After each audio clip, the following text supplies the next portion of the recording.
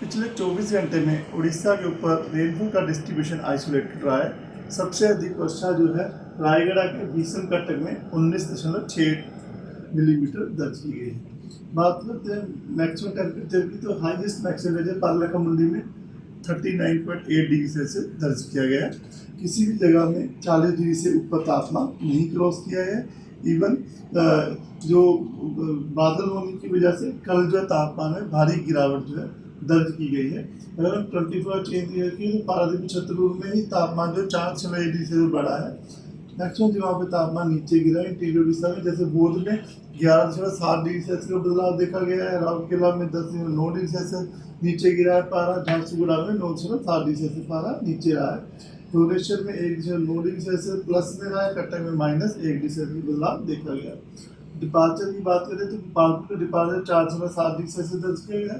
हीराकुद का -8.6, सुंदरगढ़ का -7.7, तितलागढ़ का -7.6 डिग्री सेल्सियस, भुवनेश्वर में 0.3 और कटक में -1.7 डिग्री सेल्सियस डिपार्चर दर्ज किया गया है।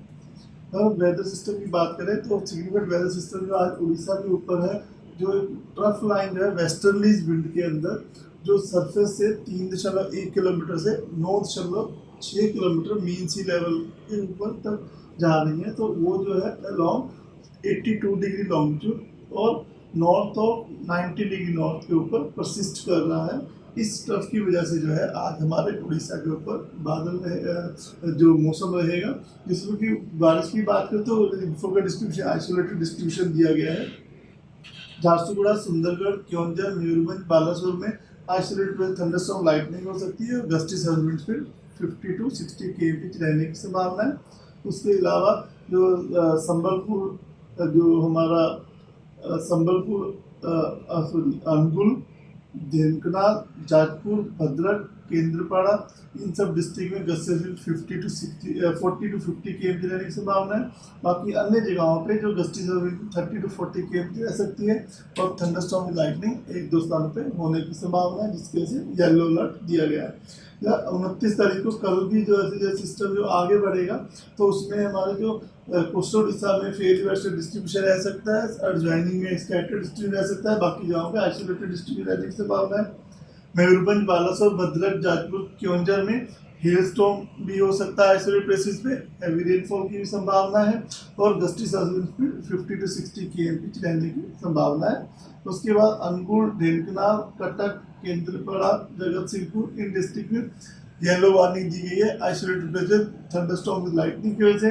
गस्टी स्पीड 40-50 km रहने की संभावना है और हैवी रेनफॉल की भी संभावना है।